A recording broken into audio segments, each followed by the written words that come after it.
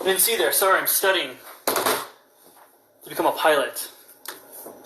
No big deal, I know. No big deal. How are you guys? Welcome to Fluffernutter Live, episode 13. This was delayed like, what, 2 or 3 weeks? I've missed like 2 or 3 so far. I'm pretty sure that's where I'm at. Yikes. I'm sorry. I have my reasons. And if I'm going to tell you, I'm not sure. I'm not sure if I'm going to tell you. But that's not what today's about. Today's about Fluffernutter Live. It's about the Fluffernutter. And then we continue on to talk about random things. Let's do this. And today, I think I had this before. I had fancy bread. They call it Kraft. It's still Nature's Own. You can still get it from Walmart. So I don't know how fancy that really makes it. But I'm going to make this. Mom, Doug, Stacy, I see you're all on. Stacy's my hairstylist back in Orlando. And she isn't here because she's in Orlando and I need a haircut. This is so crazy, man. I've cut my hair myself 3 times, but I have not touched the top because the top is what scares me. I don't know how you're supposed to do that. I can shave the sides. That's easy. But like this requires like some level of like artistic ability, and I can't do it. Oh, Mom knows about this bread. My mom's bougie. She would know about this type of bread. Okay, it's just it's so big. I don't think I'm gonna. I think I'm gonna cut this in half. No, I'm gonna make a full one. It's been a while. We're gonna have 2 to 3 weeks worth of Miss Fluffernutter Live type of sandwich. Okay, I do what I want. Good call. Don't try to cut your own hair. Do what I want, Doug. And Mom, I'll weigh this knife as much as I want to. It's a butter knife. It's not that bad. So, okay. God, look at this. Brand new peanut butter. Look at that. Flat. All right. How are you guys? How's your past 2-3 weeks been? We're about to dive into some shit.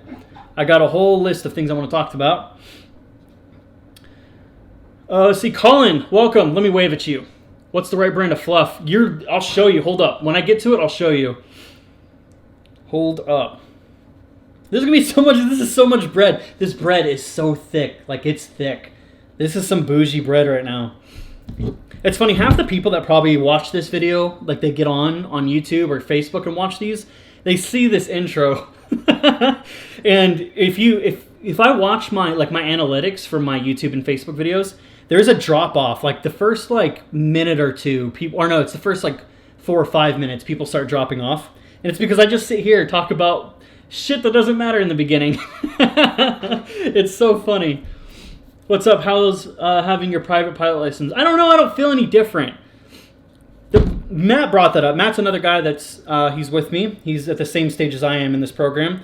And he brought it up. He mentioned, we were just talking, and in passing, he said something about being a pilot. And I was like, that's weird. It's I don't feel like a pilot. I still feel like I'm just a kid that's learning a 32-year-old kid that's still learning how to fly. I don't know. And I know I can. You throw me in a plane, I can right now fly across the nation, no problem. But it's still just I don't know. It just seems, maybe there's a prestige that comes with the title of pilot that I just feel like I haven't achieved yet. I don't know. Might be setting a standard I don't really need to put myself on. Doug, to answer about your fluff thing, this right here, it actually is called Fluff. Now, I think it's this brand. Who makes this again? It's Jif, right? I think Jif makes their own, or it's Kraft. Somebody makes their own form of fluffed marshmallow. It's not the real thing, man. Hold up, get my mic pointed properly. Okay. What I'm going to start doing is, I used to upload these videos directly from Instagram and it doesn't show your guys' comments. Not a fan of that. I don't like that. So what I'm going to do is I'm going to go back to my old school way of doing it and just screen record the whole thing and then upload it to Facebook and YouTube. Because it's stupid that you can't see your comments and I'm just responding to random people. And I want people to know that my average viewers is anywhere between 3 and 8 for every live episode. Oh, man. Whether this go bigger or not, I don't know. But I don't do Fluffernutter for everybody else. To an extent. I do enjoy doing this for you guys, but it's a good outlet. Okay, you guys, I swear this sandwich is almost done. Good. Hold up. About to do a little check here. Boom. Look how that is insanely thick. That is crazy. I'm not going to eat all that. I literally just got done eating a steak dinner. Thank you. I bought some a couple weeks ago, and it was sad face or exhaust face. Either way, it's not a good face. Yes, Fluff, this here, Marshmallow fluff. Only some grocery stores have it. Most grocery stores have it, but I've been to a few that won't have this. So that's a thing. And I don't think it comes in any size smaller. Look at this. Size, it's huge. What is this? 16 ounces? I don't know if that's a lot. Okay. Got that done. Got my sandwich. Need my water. Johnny might not be joining us tonight. We'll see. He's not here yet. So sad. Speaking of which, I'll get to that in a second. Fluffernutter Live might be changing a little bit. We'll see. I'll talk about that later. Let's see. My worst fear is you getting complacent and too relaxed up there. Please remind yourself to always stay focused. No, I do what I want. I've told you this before. Even if I did, I won't. The only reason why I would get relaxed is if I started getting really good at stuff. Like my ground school's doing good and everything's been good. Then I'll get relaxed and then I'll fail. So it's only when I'm doing good I'll fail. If that makes sense. Oh yeah. So, let's jump out right out of the gates. I failed my private check ride. And it's weird. There's this weird, like... I notice pilots don't usually like talking about this. Maybe it's just a human thing. People don't like talking about, failing. I don't know. I don't know what it is. For me, it sucks. And there is a level of vulnerability telling you that I failed. Because here I am, like, I'm obviously on, I'm posting videos and I'm doing all this stuff. I'm doing this Instagram Live. And I should be some high-end type role model and show you that passing is good. But I'm here to tell you that no, like, I failed my private check ride. And the way Blue Line handles failing a check ride is, so when you fail, essentially I was mid-flight. I nailed the ground. The ground was good. It was in mid-flight. There were a couple things that essentially he was just like, look, I'm sorry, it's unsat, which means unsatisfactory. So we canceled the check ride. Essentially, we fly back. We don't continue the lesson anymore. We land, and then literally, not even kidding, like an hour later, I was back in a plane, and they were retraining me on the things that I was weak on. That kind of gives you an idea how fast-paced this program is. So, like I said, not even an hour later, they got me back up and retraining, and then took my check ride again and passed. And they usually only test you on certain aspects of it. Like, they don't have to redo the whole private check ride. They will just make you do the portions that you either didn't complete, like you didn't even do at all while you were up there, like the things you would have done but failed before that would have happened, and your weaknesses. So, and got up there, and actually, it took 3 times to do my check ride. The first one, I failed, and then the second one, we went up, and we began, but the winds just got crazy out of nowhere, and I was like, no, I'm calling it off. Because you can do that. During check rides, you can just say, no, like, I'm not comfortable with this. I don't want to be judged based off of the current conditions. So you can just say, no, I'm good. And then you bail on that portion. And I did like 1 or 2 things, passed those, landed, and then like a couple days later, got back on the plane and redid the remaining portion. And then I passed my private check ride. And now I am a private pilot, which, I don't, like I said earlier, it's weird. I just don't feel like a pilot. I don't know. I just feel like I'm allowed to do things now. I don't know. I haven't really thought about that much. This is what's really weird. In 141 schools, so and for you guys that are new that watching, there's Part 61 flight schools and Part 141. There's also 142, but I won't get into that. Part 61 is where they have regulations, like, the regulations are only for the instructors, for ground and flight, and for the students. But there's no FAA curriculum. Like, it's not, the curriculum and the syllabuses aren't structured by the FAA or reviewed by the FAA, or however I would say that. So what ends up happening, like Blue Line is a 141 school that has some Part 61 programs. So when you fail a check ride in a 141 school, it's a failure, but it's not supposedly looked at as a failure. It's looked at as a retraining session. So it's like, it's really odd. I was talking to like 2 of the instructors who they had failed certain ratings of theirs. And when they did their interviews for the airlines, they asked you, hey, did you fail your check ride? And they were just like, well, no, not really. And they're kind of like, well, what do you mean? And they essentially say, well, I'm a 141 school. And the airlines are supposedly just like, oh, okay, yeah, just let us know what happened. So for whatever reason, it's not considered like an actual failure like it would be from a Part 61 school. So interesting little tidbit there. Like, I didn't know that. I had no idea until I had failed the check ride, and it was brought up to me. It was like, oh, well, it sucks, and it's not something you want to explain, but it's not as bad as you would think it would be. So that's a thing. What things was I unsatisfactory on? Maintaining altitude. For whatever reason, in the 20, the DA40 is a very sensitive aircraft, and I can't. I'm kind of like, I see myself pushing the blame off here. It is me, 100%. But for whatever reason, I would fluctuate, 200, 300 feet. Okay, for example, during the check ride, you have to use a paper map, and you have to use a paper calculator and everything. So what ended up happening was I got up there, I pull out my cross-country planner, and while that's going on, I can get fixated sometimes, and so I'll drop 200-300 feet, and then I'll look and catch it and correct. And he liked the idea that it was correcting, but the problem was it just kept happening. So that was a huge thing on my retraining flight after I failed the check ride. Was he essentially brought me up there, and he was like, "You are not going to fixate." That was the big thing they was going to train me on. And that's what, and now I don't. I don't fluctuate on my altitudes at all now, especially in the DA40. So that's a thing.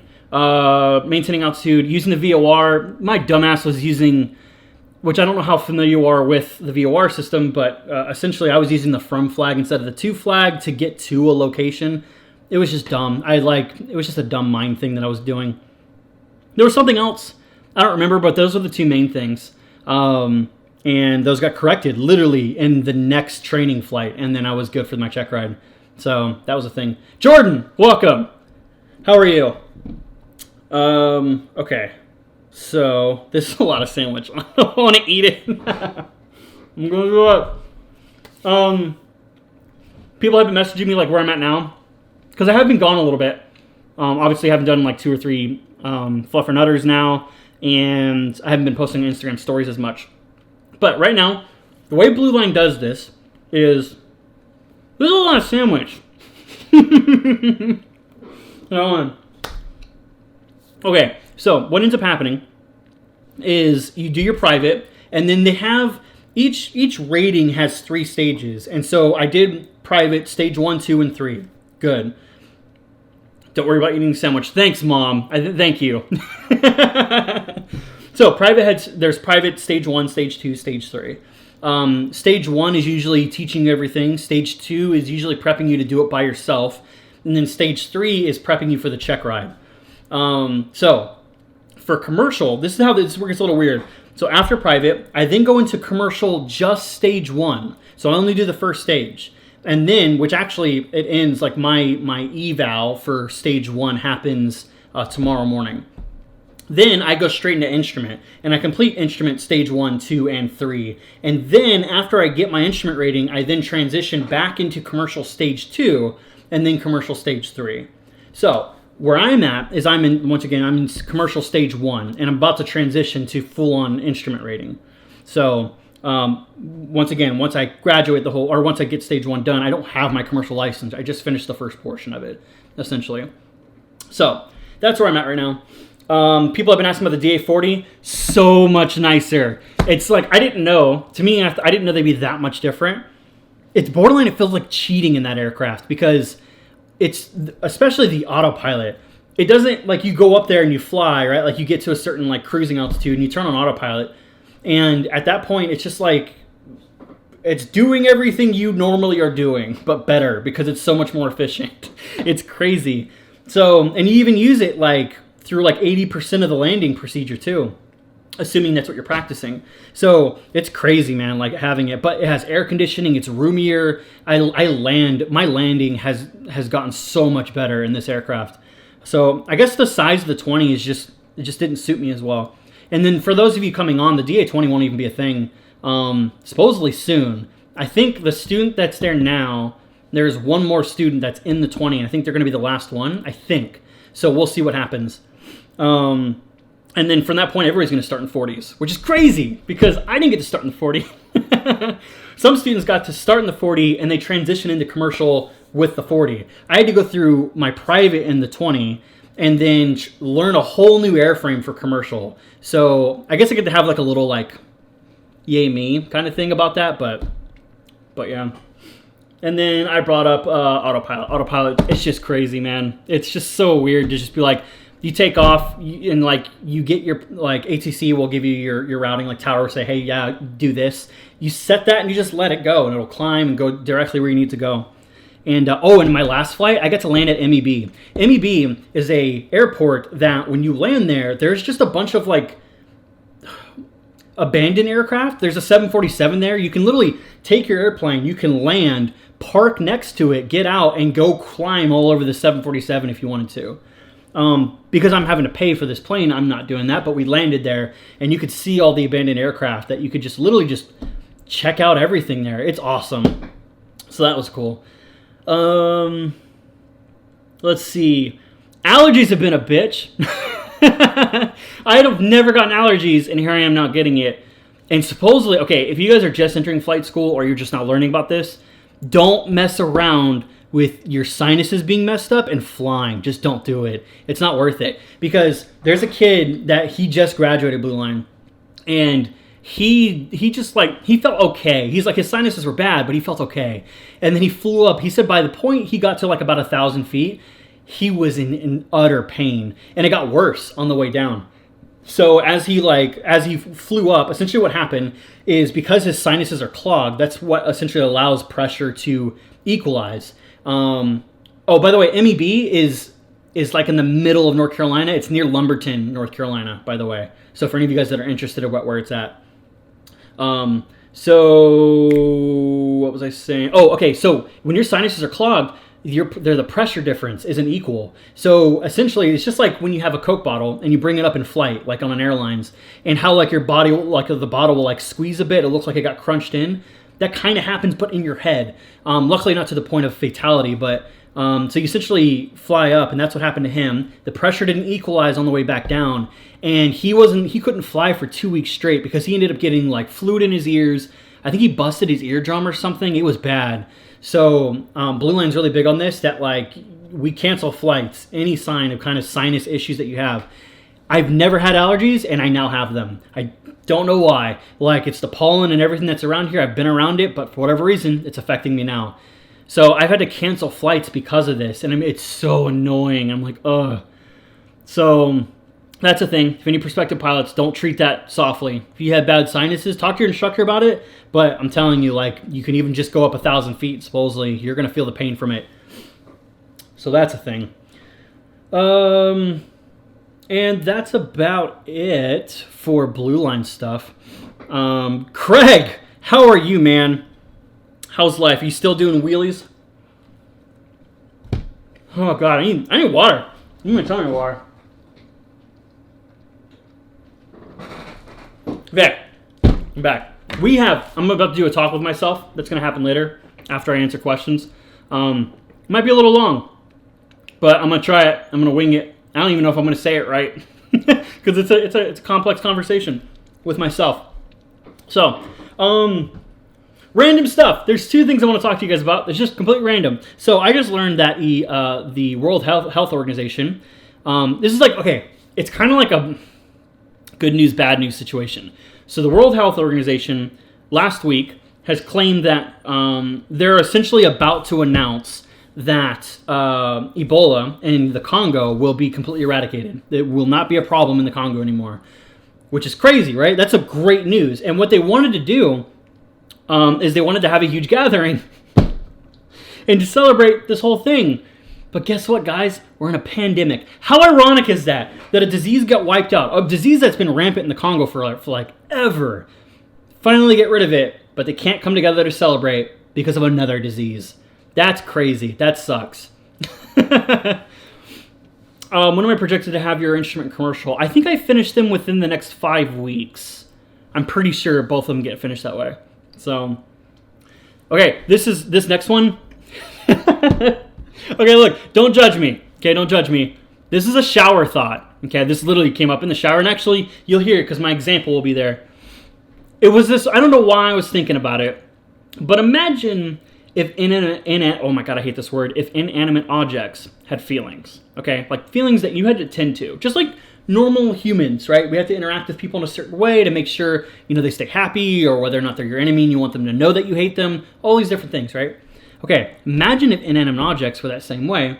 And the way I was thinking about this, I swear I wasn't high. It was just literally, it was just in the shower thinking about this. So like, imagine like your shower head, right? And it was inanimate, right? But it's alive now at this point.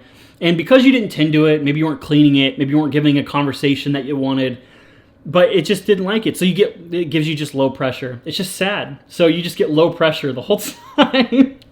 I don't know why that's running through my head. And that just continued because I was like, well, that's crazy because like, well, what happens if something's like excited about you being around? So I was thinking like the shower handle. Imagine if the shower handle, right, was excited about you being around. So the temperature would fluctuate. It'd get like way too hot. And you have to be like, dude, chill out. And then it would get sad and go cold. And you'd be like, oh my God, I just want to take a shower. But this dude up here is putting low pressure and you're going way too hot and cold. God, can you imagine how stressful life would be if you had to do that? It's already stressful with humans alone. God, man, even your bed, like, oh, that could go on forever. I wish I could make that go off. I wish I could hand that off to you guys and just be like, tell me what you guys would think would be really shitty if inanimate objects became alive. Like, oh, I'm going to actually do that. So after this Instagram Live, or after I'm doing Fluffernutter Live, I'm going to post that and ask you guys to see what you guys say. Oh, man, that's going to be great. I am scaring my mom now. Well, whatever. You created me. So this is your fault. To an extent. This is your fault. You guys have questions. And then after that, we'll get to the... Oh, yeah, launches. There's a launch happening. Sleep deprivation is a real thing. Nope. Not in America, it's not. For all my Florida peeps, SpaceX is launching, and they're going to be launching at 3:16 p.m. on April 23rd. So a couple days from now.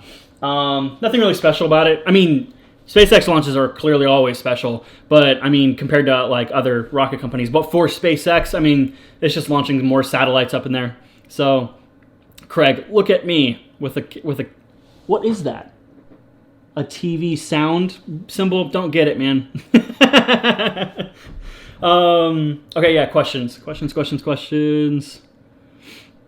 Okay. What is your favorite part of flying an aircraft? Landing. 100%. I hate it. Like, everything else is like whatever. Landing is always fun, even though I suck at it sometimes. So, I don't know. I like that. Like, the cruising part's okay. Like, sometimes it's cool to look outside and be above everything. But, like, coming back in is when the reality kicks in of, like, dude, you were just flying. Or you're about to fly when you take off. So, let's see. Colin, I'm starting my instrument soon. Once I hit 40 hours, PIC cross country. Any advice? Also planning to get my commercial on my 18th birthday. Bobby! Welcome, brother. Welcome. I saw Bobby here. He's Crispy Clean Auto Spa. He literally just randomly, out of boredom, did a 25-mile ruck. Colin, I swear to God, I'm going to answer your question. I swear. So Bobby went on a 25-mile ruck just for the fun of it. Like, what? I did that with James a while ago. And it was me, James, and my sister. And we did a 9-mile ruck, and we all had 90 pounds on our back. And that was rough. That was rough, man. So I'd totally be down to do it, though. I would love to do another go ruck. Or not another. I've never done a go ruck. I filmed one. But it'd be cool to do a go ruck. 48 hours of just, like, dealing with other people and carrying logs and throwing into sand. Oh, that'd be amazing. Colin, so for any advice on that, so from one thing I've learned about, oddly enough, this is what's interesting, failing my private probably gave me more insight than a person that hasn't passed, because I got to see the ugly side of what it looks like to fail a check ride. It's not even really that ugly. What I've realized is the ACS is everything, and PTS for the for CFI. So literally go through that and just know all of that. You if you know the ACS like through and through, you're gonna pass. Like that's really what it comes down to. See, for me, ground is easy because I can continue study. I have all the time in the world to study whenever I want to. Flying is the hard part. That's where it gets like, hold on. That's where it gets difficult because I don't have that much. I don't get to fly that often, so it's kind of shitty. Next week is 30 miles. Really, dude? God, this coronavirus must really be boring you out. But honestly, when it comes down to it, man, passing, that's what it really comes down to. Is that ACS is everything. So for me, like when I I have 4 things that I study. I can't remember the 4th one right now, but I study. Oh yeah, I remember now. So it's the DA40. I study that, the AFM, the manual. I want to understand its systems. The ACS, that's probably my priority. I study Kings to an extent. And then I study what they have. I don't know if other flight schools have this. It's called a standardization manual. It's essentially the school telling you, hey, this is exactly what you need to know about maneuvers, which is perfect. So like you just go through there and you learn everything. Like, okay, bring power to this, put this flap in under this speed. Now, what people fail at the most is this, so concentrate on this. It's kind of decent. Let's see, next question. This question. Why do Teslas suck so much? And I just want to point out, if I was on the other end of this, I'd be like, it's probably some 18-year-old kid that owns a 350Z that asked this question. And guess what it is? It is an 18-year-old that owns a 350Z that asked this question. Not going to even respond to that, Matt. What is the correct brand of fluffer? Oh, I already answered that one. For any of you guys that didn't see that, this one. If you're ever going to get fluff, it's this guy here. I hope I get sponsored. I don't know. They just send a pallet of fluff. I wouldn't know what to do with that. Oh, my God. Chris Kenson, how's training going? Good. It's still on course. The only thing that's been shitty is weather. Weather has been kind of like back and forth. It's been really weird. Like talking to people that have been here for 2-3 years, they're like, dude, weather's really weird right now. And I was kind of like worried because I was like, man, that's really shitty. Like, I wonder if, because in my video in ATP versus Blue Line, I talk about that, about how weather is a big factor, being able to fly in certain kinds of weather. So I was worried about like, well, man, maybe Florida's getting better weather right now. But talking to a friend, actually, no, 2 of my friends that are going to 2 different flight schools down there, they're the same way. They're having to cancel left and right because of storms and stuff right now. So God is putting his wrath upon us right now. Okay. That was just blank. I can't decipher what this question means. Which you want to work on it? I feel like he's asking me to twerk. I'm not going to do it. You have to pay for that. That's another kind of Instagram live. Oh, God. What is my goal after Blue Line? I don't know. It's constantly changing. It's really weird right now. Because there's a side of me that might bail on the idea. Not bail. It's just, I don't know, slow down the process. There's a side of me that really wants to explore the aviation industry. So there's a side of me that once I graduate, I think I still want to instruct, but only for a certain time period. And then, like, go try skydiving, and then banner towing, and then glider towing. And, like, I don't know. I just want to, like, get a feel for the aviation industry. I don't know enough about it. It'd be kind of really shitty to just, like, dive in straight to instructing constantly and then just end up, wherever. I don't know. I haven't figured it out. Right now, I don't know what my goal is after Blue Line. What I do know is that I just want a steady paying job but at the same time, I will be able to explore the different avenues that the aviation industry will provide. I'll probably still up at the airlines, though, for sure. Random person that just says hi. That person always, I'm pretty sure it's spam. Guitar Giraffe. Okay, cool. DA20 versus 40. 40 through and through. Oh, Doug asked a question. How many days, weeks do you fly and for how long? I would say on average, I would fly like 4 to 5 times a week, I would say. Maybe around that time period. It hasn't been that because of weather lately, but that's what would be normal. So yeah, 4 or 5 times a week. And usually they're double stacked. So like usually you fly twice a day. So that's a thing. Why do you wear foggles when you're not getting your instrument yet? This is a good question. Someone else actually asked this too. So foggles, let me grab them. I'll show you. Okay, so foggles, which I'm pretty sure Jordan's not still on, but if she is, she's the first one that corrected me on this. My phone auto-corrected, and I said goggles in the Instagram post I made about this. These are called foggles. You can see that they're completely blacked out, but they're open down here. What this does is this makes it where essentially I can't see outside, but I can only see the dash. So I can only see the instruments. That's the point of foggles. So that's probably, I'm assuming that's the reason why the person's asking about foggles and why I'm wearing them. You wear foggles in privates and almost, I think all the ratings you do, you get some level of what they call simulated instrument. And the reason why is because, granted, I'm not instrument rated right now, nor am I getting my instrument rating yet till tomorrow. But the idea is they really want you to know what to do if you just randomly appear in clouds, because if not, you end up with the whole Kobe Bryant situation, where that person flew into IMC, and there's other variables of why that whole situation is messed up. But flew into IMC and you don't know what you're supposed to be doing, like, that's kind of shitty. So the idea here is they give you a little exposure, like, hey, you just entered a cloud, what do you do? And so having that teaches you how to fly just by instruments. Because I'm telling you, if any of you guys ever, if you've flown a plane, you know what I'm talking about. If you're about to fly a plane, you'll see it is crazy. You cannot rely on your instincts. You like your gut instincts on everything and the way you feel. It doesn't work. Like your body, we were not meant to fly. So being on a 3-plane axis is like, it just, you think you're straight and level, but next thing you know, you look at your gauge and you're actually like turned up and back and you can stall. It's crazy, man. So, at what point do you take them off? Like when you start the flare or, oh, no. So they take them off. It's never during the landing process. Like they usually take them off before I even enter Raleigh's airspace. Except recently, now that I'm in commercial, they kept them on for a little bit, during the landing process, but we were like 3 or 4 miles out. But as of right now, you just go, like, you go mid-flight, you do a few maneuvers, they're like, cool, throw your foggles on, let's go ahead and do a few things. One of the fun things, you put the foggles on, and then the instructor will be like, all right, I have flight controls. All right, you have flight controls. So then he just dives, and then he'll go up and turn. And what he's trying to do is he's trying to make you not be able to understand what orientation you're at. And then he says, all right, look up. And then you can look up at the gauges, and you have to determine, he'll be like nose diving towards the ground or pointing straight up at the sky. And you have to know the procedure of what to do when you just randomly realize, oh shit, I'm not flying the way I'm supposed to be flying. So, for example, like if I'm pointing towards the ground, you're supposed to like, I should remember this. Yeah. So when you're pointing towards the ground, you pull back and you like level out and pull up. But if you're like pointed upwards, you need to like go full power, level out, so you don't stall or anything. So little things like that.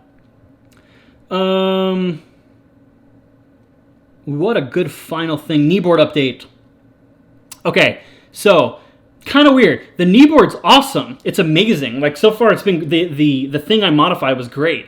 The problem is the 40 is a problem with left-handers and kneeboards. I put the kneeboard on for like one of my first flights, had a strong crosswind, was trying to land, and my kneeboard was getting in the way. I couldn't go full deflection, or not, I shouldn't say full deflection, just in general. So it was just kind of like, I was like, shit, this is a problem. So this is what gets interesting. So what my instructor is doing differently now is he's making me memorize certain things. So as I'm flying, I don't have a notepad anymore. I'm now having to truly listen and understand what ATC is telling me rather than just write it down. Now this isn't always like a good methodology. You should write stuff down. But while I'm flying, like ATC will tell us whatever, like, maintain 2000, frequency 125.3 for departure, and squawk 0432. So in the DA40, it's kind of perfect because you can bug the altitude to 2000, you can put the frequency on 125.3, and then you can set the squawk code while he's telling you. So the G1000, the glass system, the digital system that's in the DA40, allows me to not have to have a notepad, which is kind of great. And I'm learning a lot by having to memorize and like listen into ATC. So it's pretty crazy. The stick in the DA40. Why is the stick so low in the DA40? Is it adjustable at all? No, I don't think it's adjustable. I actually haven't checked, but I'm pretty sure it's not because I think my instructor would have told me that. But it's just low to a point where it's a problem, and I can't put my kneeboard to my right side because I'm not left-handed or I'm not right-handed, and my right hand's always supposed to be ready for the throttle, and my left hand's supposed to fly. So that's kind of crappy. So we'll see how that goes. Apple Pencil with the 4-flight scratch pad is pretty nice to keep stuff written down. I have 100% thought about getting an Apple Pencil. I just right now don't know if I want to spend $100 for a pencil when right now I can memorize 90% of what the ATC is telling me. Comms are usually not a problem. Comms aren't usually a weakness for me. So I'm pretty sure that covers that. Cool. Okay. So I'm about to go into, unless you guys have any other questions, I'm about to dive into a talk with myself. Now, people have asked this. I've had 3 or 4 people ask me, who is the other person? Who is that guy that talks in a talk with myself? I don't know who he is. It's me. I just don't know what part of me. And I'm trying to figure that out. I don't know if he's my moral compass. I don't know if he's my consciousness. I don't know if he's my morality. I haven't figured that out. But slowly but surely, I think I will figure it out. And as of right now, he has something he wants to talk to me about. So, Game Face. It's so long that he had to write everything down that he'll probably have to reference to on the occasion. So, here goes. Game Face. We're going to get that set up. I didn't even clap myself in, man. Oh, well. Do you recommend a book or online module study for the private rating? King's did just fine. I think King's literally like, if I would have just continually stuck with King's and just kept like doing the two quizzes over and over again, I got an 83 on my private. And if I would have just stuck with it more, I was confident enough with it that I was like, I knew I was going to pass. So King's is good. I've heard Sporty's is really good too. A lot of people, or no, Gleam, Gleim, Gleim. I heard they're pretty good. All right, Game Face guys, I'm gonna have him come in. Ready? All right, I'll see you in a few. Oh, hold on, wait a second, not yet. Gotta be able to hear it, right? Okay, now I'll bring him in. Okay. Hey man, okay. How you been? It's been a while. God, it's been like, what? Well, let's see, we've skipped 2, 3 Fluffernutters. And then before that, I don't think you've done one in a while, man. Glad you bring him in. I know I've been a little hesitant on talking. I just don't know what to talk about. There's a lot of complexities going on in your life right now. And just trying to wrap my head around it and how I want to express it to you. Biggest thing is you've been questioning a lot lately. Why? Why do you vlog? Why do you make these videos? What's the deal with Fluffernutter Live? What's its purpose? And these questions have been constantly ramping through your mind lately. Especially at least for the past 2 or 3 weeks. And so now you're wondering, okay, well, you really need to figure out the reason why you're doing it. And I think I found an element. I'm not going to say it's the full reason why you do these things, but I think it's going to matter that you understand your why. You might have an understanding of where your motivation will come from to do these things and not have to quit on them or whatever it would be. But I think it's because I think it's best to put it that life is truly about storytelling. It's not like a cliche here. I know. It's a little ridiculous to say that life is about storytelling, but it really does come down to that, right? Like we're all our own story. We're all our own series of chapters that we have written and that we're about to write and that we're currently in and currently writing.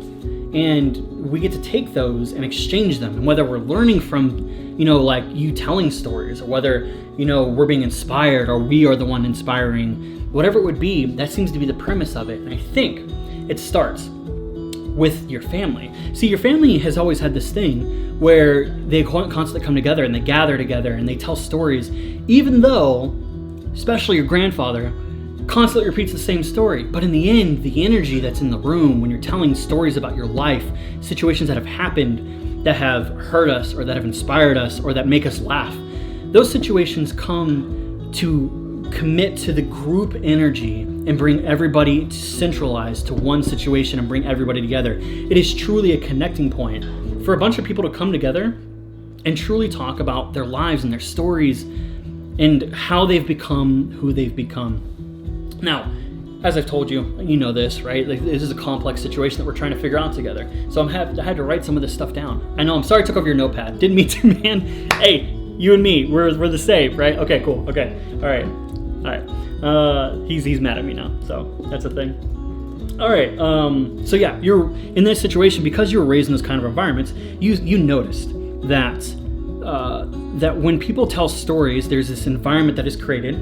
So, for example, if someone's telling a hilarious story, you can see everybody at the edge of their seat, smiling, waiting for the drop of the most ridiculous moment, or the moment that actually happened that it was absolutely awe-inspiring, a breakthrough that someone just went through, and you get to be there and be supportive.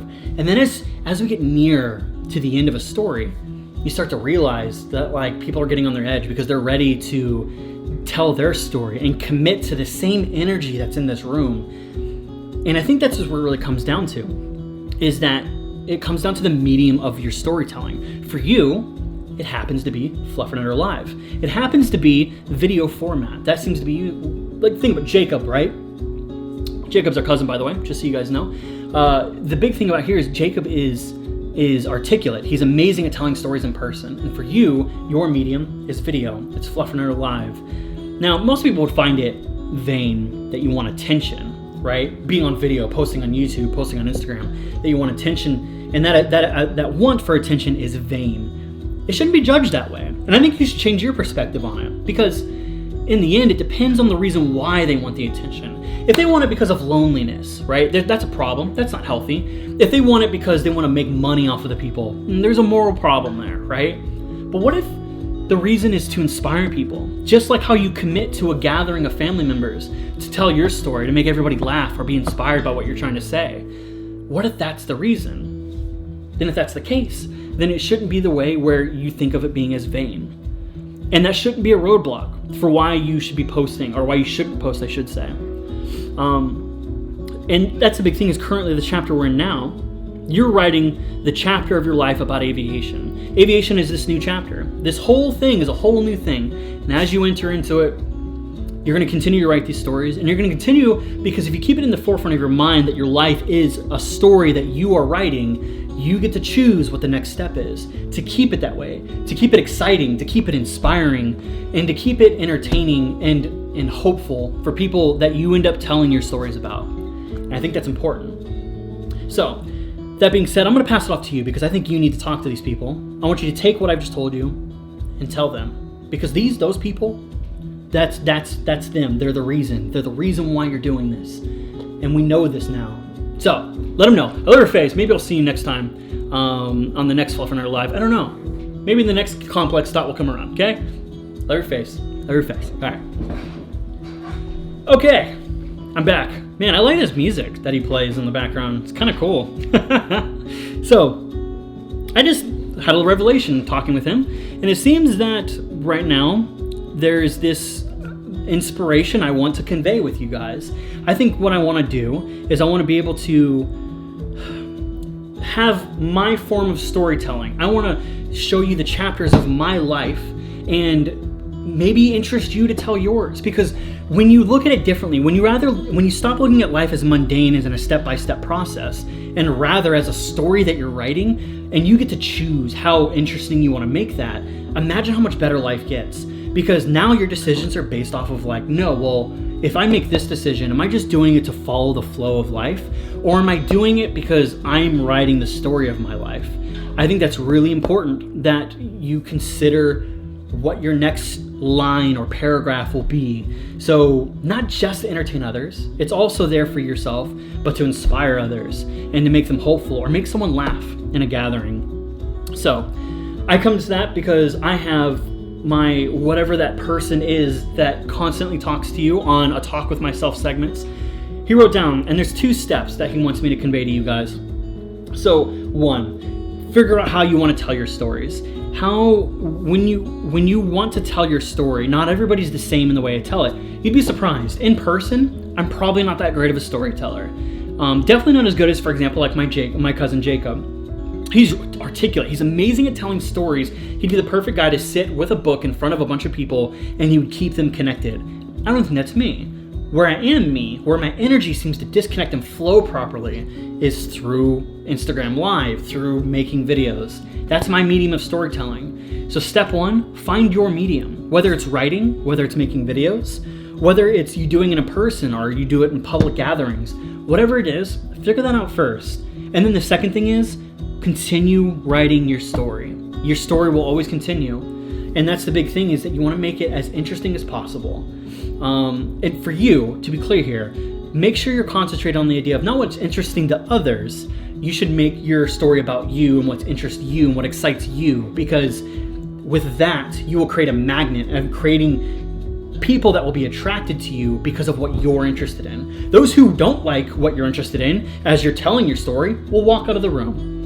And it doesn't matter. Let them go. What you care about is the 2 or 3 people that might sit in on it and they're just stuck with you. They're glued into what you're talking about. And I think that's big. I think that is when you start surrounding yourself with the right kind of people because of the storytelling that you're telling.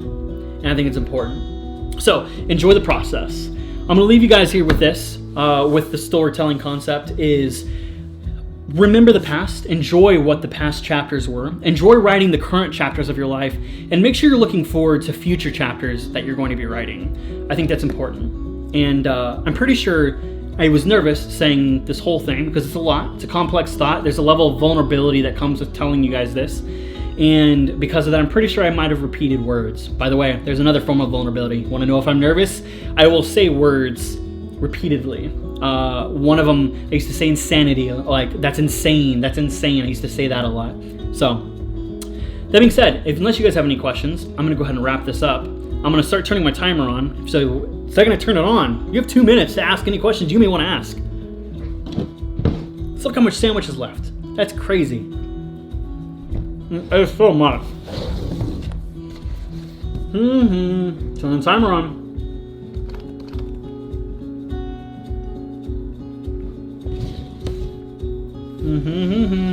Okay. I will hopefully see you guys next Saturday. I don't know what it'll be like. Fluffernutter might change. I may have co-hosts. I may change it to being on YouTube, and it'll go from vertical to horizontal. I'm not sure. We'll see. I love your faces, guys, and I'm starting the timer now. Let me know if you have questions. 2 minutes. With 2 minutes. Before I'm out, I leave.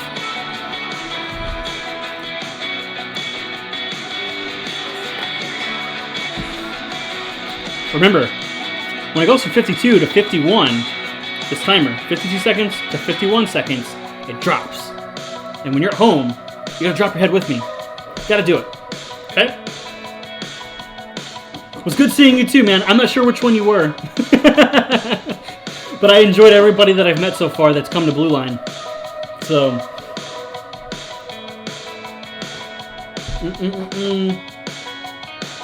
Thanks for giving your time to keep us all updated. 100%. Hope that I get to continue to give it to you. Mom, very insightful, great advice. You created this. I just want to inspire others. I want to inspire your faces. The whole thing. True. How long was this? 48 minutes, guys. This might be my longest Fluffernutter live. That's crazy. Remember, 52 to 51.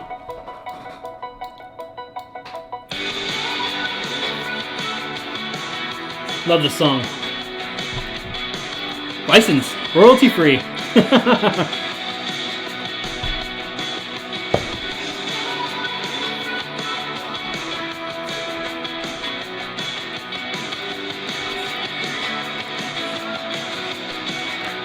Alright, I'm keeping an eye on your questions. Keeping an eye out. Keeping an eye out. Thank you for joining, by the way. Appreciate you sticking with me. For those that stuck around for 48 minutes. That's crazy. That's crazy. Doing my tour of Blue Line because of your video. That's cool, man. It's really cool seeing that people come up because of videos that I created. Once again, I just want to inspire people, man. So, love your faces, guys. I will see you hopefully next Saturday. Okay?